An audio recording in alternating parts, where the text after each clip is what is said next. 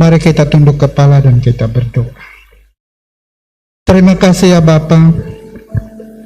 Kami bersyukur untuk hari yang indah ini. Satu kerinduan kami untuk selalu menyenangkan hati Tuhan. Kami selalu kuat di dalam Tuhan, sehingga nama Tuhan dipermuliakan. Hari ini kami mau bersama-sama belajar kebenaran firman Tuhan. Hamba-Mu tidak lebih dari debu berdiri di depan jemaat-Mu. Urapi, pakailah supaya firman yang hamba-Mu sampaikan boleh menjadi kekuatan yang baru bagi kami di dalam menghadapi hari-hari yang jahat di depan kami. Tuhan tolong supaya firman ini boleh menguatkan kami ya Tuhan, dan Tuhan pakai supaya firman ini boleh mengubah hidup kami. Dijauhkan daripada hamba-Mu untuk mencuri kemuliaan Allah. Kami mau belajar firman Tuhan hanya dalam nama Yesus. Amin. Jemaat silakan duduk kembali. Shalom. Shalom. Ya, puji Tuhan. Setelah kurang lebih 1,5 tahun, baru hari ini kembali lagi berdiri di mimbar ini, itu suatu anugerah Tuhan yang luar biasa. Bapak Ibu Saudara, 1,5 tahun saya tidak ke Samarinda. Hari ini kembali berdiri di mimbar ini, rasanya lutut bergoyang, badan gemetar, hati berdebar-debar. Bukan berarti jatuh cinta, tapi karena lagi sudah lama tidak berjumpa dengan jemaat yang ada di sini. Biasa saya berdiri di depan jemaat yang 7-15 orang, itu sudah luar biasa. Tetapi hari ini kita boleh bertemu kembali pada minggu ini, itu suatu ucapan syukur yang luar biasa bagi kita. Ada banyak Bapak Ibu, teman-teman kita yang mungkin tidak punya kesempatan bisa beribadah di dalam gereja bersama-sama seperti kita karena situasi dan kondisi, baik protokol COVID-19 ataupun situasi-situasi yang lain. Tapi kita boleh bersyukur hari ini kalau Tuhan boleh mengizinkan kita kembali untuk bersama-sama beribadah bersama. Puji Tuhan untuk itu. Bapak Ibu Saudara, saya 1 minggu yang lalu dihubungi oleh Ibu Gembala. Dia bilang, siap-siap hari Minggu kamu yang melayani. Saya pikir-pikir, hari Minggu saya melayani, kita mau belajar tentang apa. Tetapi saya melihat bahwa di dalam situasi sejak Maret tahun lalu sampai sekarang, mulai dari masa pandemi yang terus berjalan, saya lihat bahwa kalau kita hari ini masih ada di dalam gereja ini bisa beribadah bersama-sama, artinya kita masih diberi kekuatan daripada Tuhan. Amin. Nah, Bapak Ibu Saudara yang dikasihi dalam Yesus Kristus, mari kita membuka Alkitab kita dalam surat Efesus ya. Surat Efesus pasal yang ke-6 ayat yang ke-10 sampai yang ke-20. Efesus 6 ayat yang ke-10 sampai yang ke-20. Langsung buka Filipi saja karena dia pas di atas Filipi pasal 1. Nah, supaya lebih seru, yang laki-laki bersama-sama dengan saya membaca ayat yang ke-10, yang wanita membaca ayat yang ke-11, demikian silih berganti. Nanti ayat yang ke-20 kita baca bersama-sama. Katakan amin bagi yang sudah menemukan. Atau amin juga, aman juga karena sudah ada di LCD pasti. Mari kita akan baca yang laki-laki 1, 2, 3. Akhirnya hendaklah kamu kuat di dalam Tuhan, di dalam kekuatan kuasa-Nya.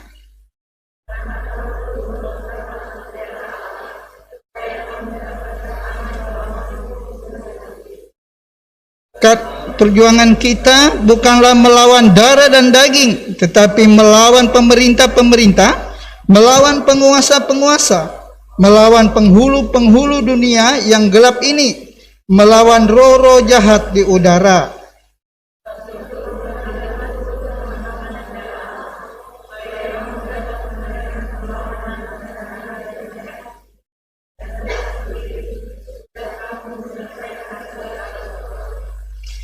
Jadi berdirilah tegap, berikatkan pinggang kebenaran, dan berjujur akan keadilan.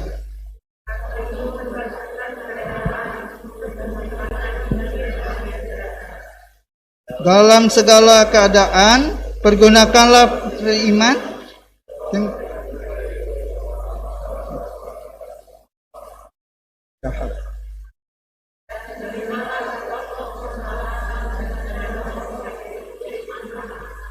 Dalam segala doa dan permohonan, berdoalah setiap waktu di dalam roh dan berjaga-jagalah di dalam doamu itu dengan permohonan yang tak putus-putusnya untuk segala orang kudus.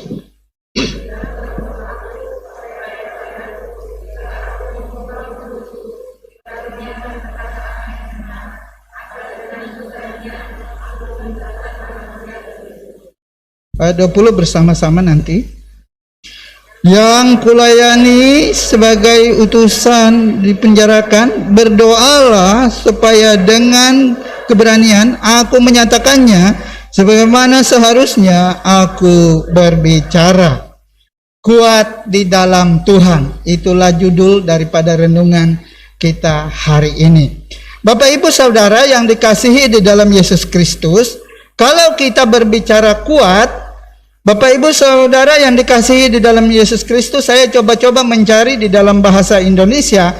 Kuat itu berarti kita mampu untuk menghadapi berbagai tantangan. Kemudian kuat itu artinya kita mampu mengangkat beban yang berat di dalam situasi tertentu. Kemudian kuat itu artinya tetap bertahan walaupun dalam keadaan yang sesulit apapun. Kuat berarti tidak mudah goyah. Bapak Ibu Saudara yang dikasihi dalam Yesus Kristus, kalau hari ini kita masih berani beribadah bersama di tempat ini, saya yakin bahwa itu bukti kekuatan daripada Tuhan, bahwa kita tetap kuat iman di dalam Tuhan. Amin. Bapak Ibu Saudara yang dikasihi di dalam Yesus Kristus, kalau kita berbicara tentang kuat di dalam Tuhan, maka satu pertanyaan yang harus kita jawab, bahwa apa yang membuat kita bisa kuat di dalam Tuhan? Karena ada banyak orang, kalau dari mulai masa awal pandemi ini, ekonomi mulai menurun, kesehatan terganggu, pekerjaan mulai punya banyak persoalan, situasi yang berat itu. Dan ingin rasanya kita berteriak, Tuhan, jikalau Engkau memang ada, kenapa semuanya ini boleh terjadi di dalam kehidupanku? Dan seolah-olah kita mau berkata, Tuhan, aku mau menyerah. Tapi hari ini kita mau belajar dari Paulus bagaimana supaya tetap kuat di dalam Tuhan. Bapak Ibu Saudara yang perlu dipahami bahwa ketika Paulus menulis surat kepada jemaat yang ada di Efesus, itu bersamaan dengan dia menulis surat untuk jemaat yang ada di Filipi. Ketika waktu itu Paulus berada di dalam penjara. Artinya situasi Paulus betul-betul dalam situasi yang sangat menderita, situasi yang membuat dia tidak kuat, situasi yang membuat dia seolah-olah dia akan menyerah. Tapi Bapak Ibu Saudara yang dikasihi dalam Yesus Kristus, menarik bagi kita ketika kita melihat ayat 10 ini. Paulus menasihatkan jemaat di Efesus, akhirnya hendaklah kamu kuat. Apakah Paulus berkata hendaklah kamu kuat karena Paulus dalam situasi yang baik-baik saja? Dalam situasi yang aman-aman saja? Tidak. Paulus menghadapi tantangan yang begitu berat. Ada beberapa surat yang Paulus tuliskan dari dalam penjara. Bahkan ketika dia di dalam penjara itu, dia disesah. Bahkan ada orang-orang yang sampai berpuasa sebelum membunuh Paulus, tidak mau makan dan minum. Artinya hidup Paulus betul-betul terancam. Tidak berbeda situasi Paulus dengan kehidupan kita hari ini. Tapi mengapa Paulus menasihatkan hendaklah kamu kuat di dalam Tuhan? Apa rahasia yang Paulus mau ajarkan kepada jemaat di Efesus supaya mereka tetap kuat di dalam Tuhan? Dan itu juga menjadi pelajaran bagi kita hari ini supaya kita tetap kuat di dalam Tuhan. Lihat saudara kiri kananmu, katakan tetap kuat. Bapak Ibu Saudara yang dikasihi di dalam Yesus Kristus, perhatikan ayat 10. Di sana dikatakan, akhirnya hendaklah kamu kuat di dalam Tuhan, di dalam kekuatan Hal pertama, kalau kita mau kuat di dalam Tuhan, yang harus ada pada kita adalah apa? Hanya mengandalkan kuasa Tuhan.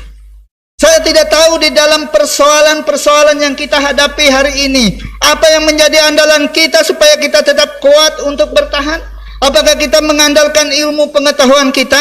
Apakah kita mengandalkan kekuatan kita? Apakah kita mengandalkan orang-orang yang ada di sekitar kita? Sehingga tidak sedikit orang yang sikut sana, sikut sini. Karena apa? Karena dia mengandalkan orang-orang yang ada di sekitarnya. Apa yang menjadi andalan kita untuk mendapat kekuatan di dalam hidup ini? Paulus mengajarkan, hendaklah kamu kuat di dalam Tuhan dengan kekuatan kuasa. Kalau kita ingin kuat di dalam Tuhan, maka hal yang harus ada adalah kita harus yakin akan kuasa Tuhan. Andalkan kuasa Tuhan, jangan mengandalkan yang lain. Saya senang kalau di Samarinda itu sangat jauh berbeda dari di Palangkaraya. Kalau di Palangkaraya, kadang-kadang kita turun ke gereja hari Minggu ibadah, tapi pulangnya akan banyak dekorasi di rumahnya. Kalau orang Dayak tahu dekorasi-dekorasi itu apa. Satu kali jemaat serahkan tempat untuk tempat kita beribadah. Dan hari pertama saya masuk di situ, saya membersihkan semua. Saya bilang kalau minyak-minyak ini saya kumpulkan, ini bisa untuk goreng ikan. Ada beberapa botol, ini rumah diserahkan untuk menjadi gereja, tapi banyak sekali berhala di dalamnya. Tapi puji Tuhan, syukur yang dikirim ke sana adalah orang Dayak, jadi sudah biasa melihat itu, jadi tidak ketakutan. Kalau orang lain mungkin ketakutan. Bapak Ibu Saudara, kalau kita mau kuat di dalam hidup ini, di dalam menghadapi berbagai situasi dan kondisi yang kita hadapi di dalam kehidupan ini, kita harus mengandalkan kuasa Tuhan, bukan kuasa yang lain. Ada Pak Burhan orang Tunjung, ada beberapa orang Benua, dan saya orang Bentian. Itu rame waktu awal-awal corona, tolak bala di sana sini. Akhirnya orang Belian di sana sini berputar di segoknya yang satu, yang penyegoknya kena corona juga. Karena apa? Mengandalkan kekuatan-kekuatan yang lain. Di masa-masa sulit seperti ini kita harus hanya mengandalkan satu, yaitu Tuhan saja, jangan andalkan yang lain. Saya kaget suatu saat saya berkunjung ke rumah di kota, saya tidak usah menyebut kotanya. Saya tahu ada yang berasal dari kota itu. Saya tanya, mana neneknya? Lagi pulang kampung pergi berobat. Loh, biasanya orang dari desa pergi berobat ke kota. Ini kalau dari kota berobat ke desa, ada dokter yang seperti apa di sana? Bapak Ibu Saudara yang dikasihi dalam Yesus Kristus, kita harus meyakini bahwa Tuhan berkuasa atas segala-galanya, termasuk atas nyawa kita. Jadi tidak usah kita mencari lagi kekuatan-kekuatan yang lain yang menjadi andalan kita. Bapak Ibu Saudara yang dikasihi dalam Yesus Kristus, kalau ada orang Dayak tersinggung-tersinggunglah. Saya sama-sama orang Dayak. Kalau orang Dayak itu, kita orang Dayak biasanya pergi ke pendeta dulu, minta didoakan. Satu kali berdoa, tidak ada berubah masih. Dua kali berdoa, tidak ada yang berubah. Ketiga kali sudah mulai mencari jalan lain. Bapak Ibu Saudara, tidak usah lagi mencari kuasa-kuasa yang lain. Tidak usah lagi pergi ke kampung mau cari pengobatan-pengobatan dari dokter yang mana. Saya tahu dokter yang di sana. Pasti dokter yang berkata, ini tahun minta turun, ini bulan minta jalan, minta sembuh batang tubuh, minta kuat batang badan. Ya kan?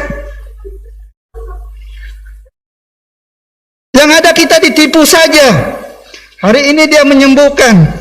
Makanya mama kolok-kolokan dengan satu orang dukun. Dia bilang ada orang sakit, jemput saya untuk jadi dukun. Kenapa kamu tidak kerasukan minta dipotong kerbau, bilang mamaku. Ngapain minta potong kerbau? Mereka baru potong kerbau juga tidak sembuh-sembuh.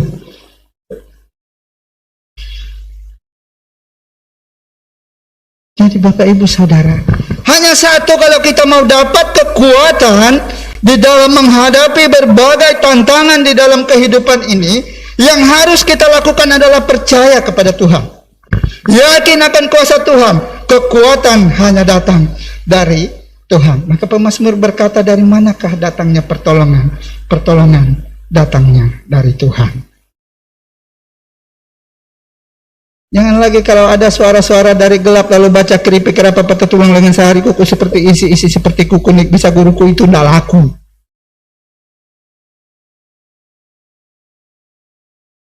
Satu saat sampai habis lombok satu pohon hanya gara-gara mendengar suara orang sembahyang di masjid. Dia pikir itu suara biang belau.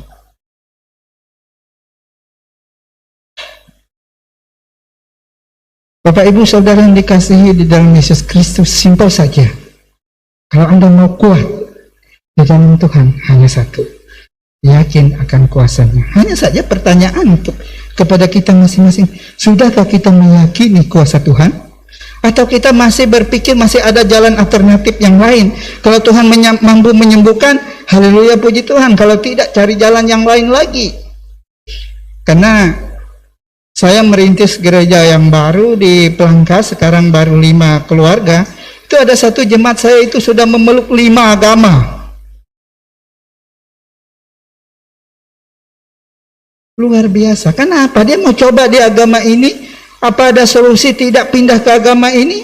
Saya bilang, kamu menjadi jemaat keliling Indonesia pun, GKI, jemaat keliling-keliling Indonesia, tidak akan menemukan. Karena Alkitab berkata hanya dengan percaya kepada Tuhan, bukan percaya kepada agama. Banyak orang di dalam hidupnya hanya percaya kepada agama, tapi belum tentu percaya kepada Tuhan.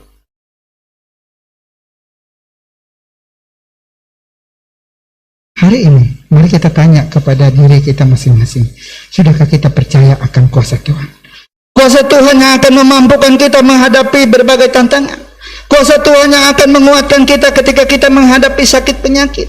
Kuasa Tuhan yang menolong menguatkan kita ketika kita menghadapi kesulitan hidup.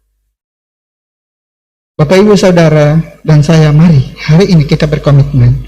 Kita percaya akan kuasa Tuhan, supaya kita kuat di dalam Tuhan. Yang kedua, biasanya kalau pengkhotbah sudah bilang yang kedua, kalau kami di STI sudah tepuk tangan.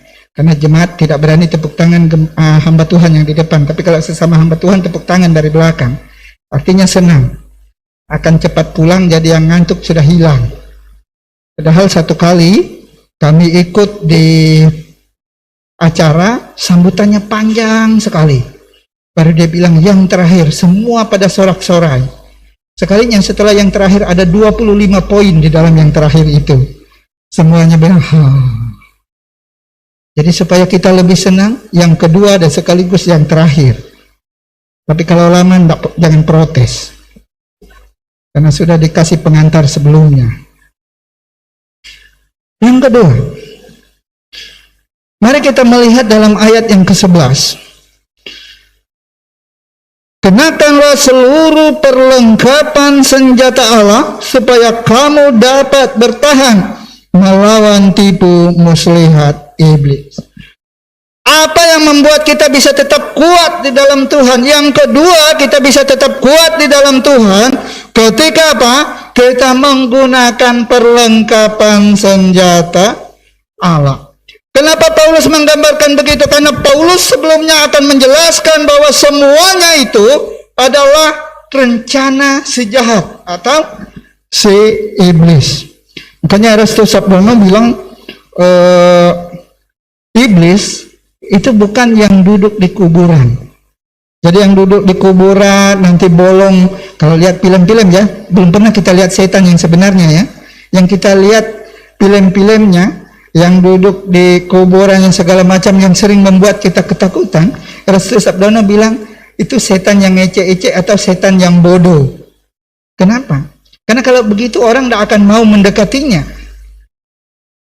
Tetapi iblis yang sesungguhnya adalah yang mempengaruhi seluruh kehidupan, sehingga orang akhirnya akan melupakan Tuhan. Bahkan kalau perlu dia akan menggunakan firman Tuhan.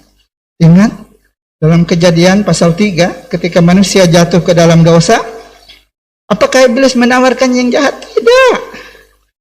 Dia katakan kalau kamu makan buah itu, maka kamu akan sama seperti Tuhan. Iblis itu mempengaruhi pikiran orang supaya orang menyombongkan diri, ingin sama seperti Tuhan. Ingin dia lebih daripada yang lain. Bapak Ibu Saudara, di musim corona itu paling suasana yang enak iblis untuk berkarya. Kalau hamba Tuhannya pergi ke rumah, mau kunjungan, kenapa tidak ada turun ibadah? Bu, kami takut situasi corona. Padahal maksudnya di rumah itu, walaupun dia di rumah, dia harus ibadah. Padahal dia wiriwara pagi-pagi. Jadi ada alasan orang-orang saat ini. Kan Bapak bisa ibadah, mengapa tetangga saya Pak Haji? Jadi itu akan komplain kalau kami sembahyang. Jadi iblis berkarya melewati situasi kondisi seperti ini, membuat kita jauh daripada Tuhan, punya alasan yang kuat untuk tidak bertemu dengan Tuhan.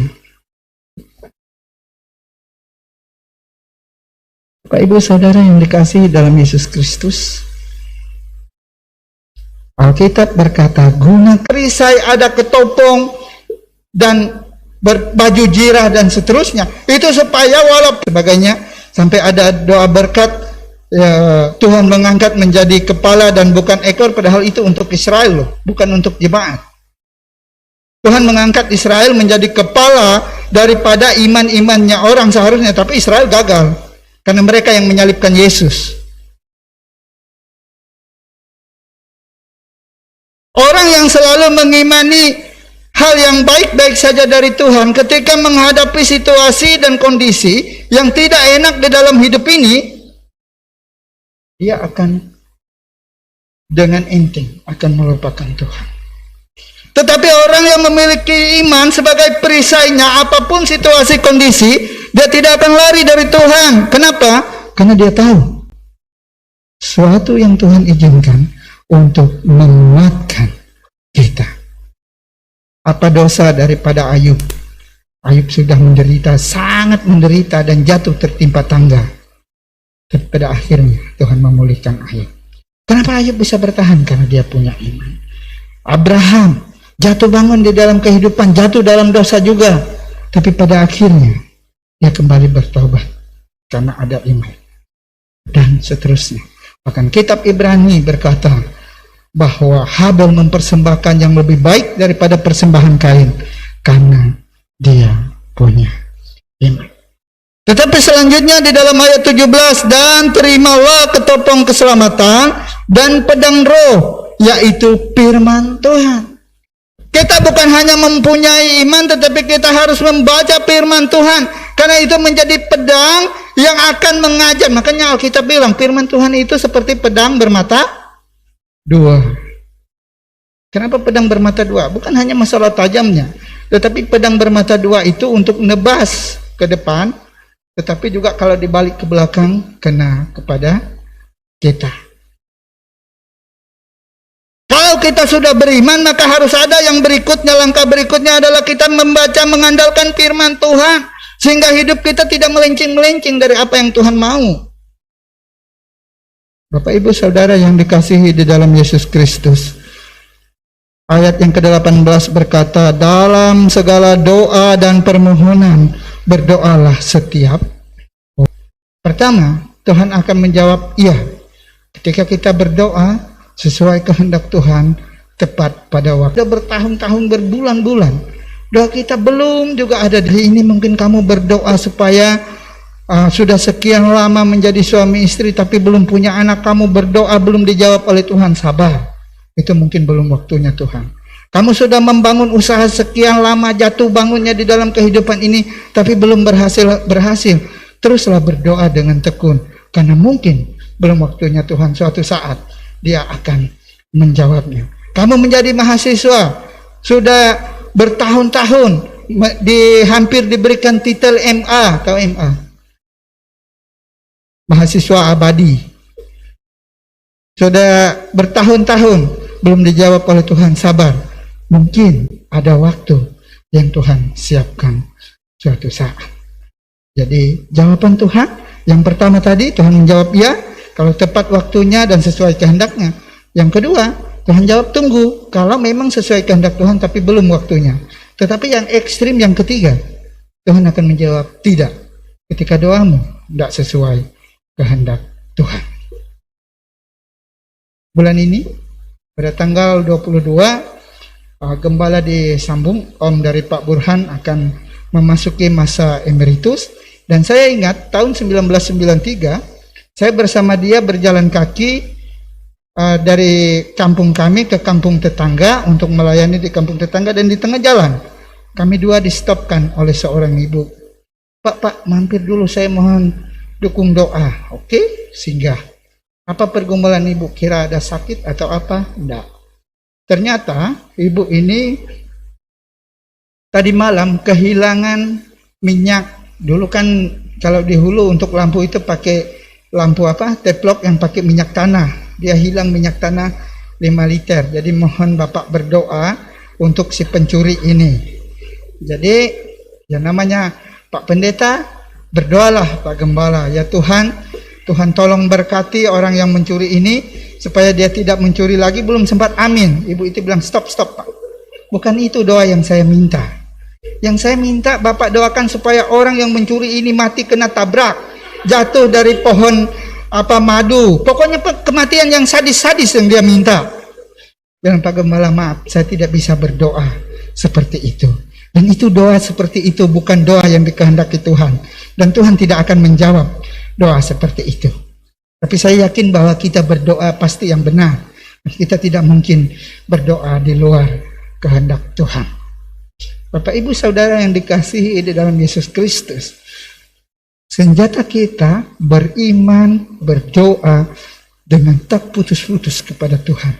Dan membaca firman Tuhan menjadi kekuatan kita untuk melawan kuasa iblis yang selalu mengganggu kita, selalu mencari situasi kondisi kita lemah supaya kita bisa diserang oleh iblis. Ingat, ada 2 hal hari ini kalau kita mau kuat di dalam Tuhan. Yang pertama, kita harus mengandalkan kuasa Tuhan. Yang kedua, kita harus mengandalkan senjata Allah, yaitu beriman, membaca firman Tuhan, dan berdoa yang tak putus-putus. Bapak Ibu Saudara, saya tidak tahu apa yang menjadi pergumulan kita hari ini.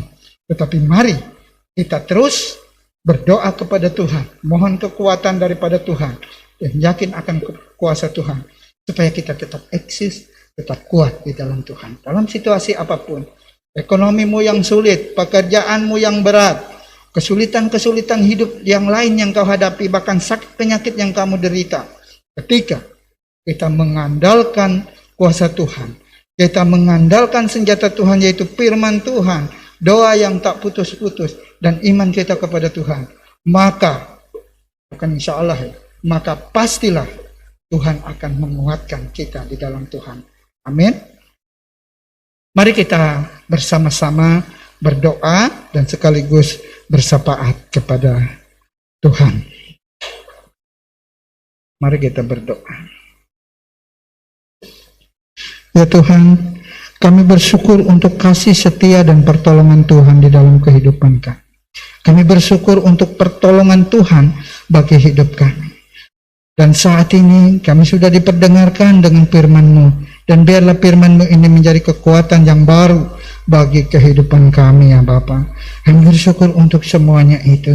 Ya Tuhan, kami mau berdoa syafaat bagi pelayanan pekerjaan Tuhan. Khususnya yang ada di GKKA Jemaat Samarinda. Semua apa yang menjadi program dari majelis jemaat, baik lokal maupun cabang-cabang bahkan pos PI, biarlah Tuhan yang selalu menolong, melancarkan dan memberi solusi ketika menemui jalan buntu. Ya Tuhan, kami berdoa dan menyerahkan juga untuk pelayanan pekerjaan Tuhan di GKKA Jemaat Samarinda, cabang Manunggal Jaya, cabang Karang Tunggal, Pos PI Pelangkaraya, bahkan Pos PI Bumi Tambun Bungai kami serahkan ke dalam tangan Tuhan.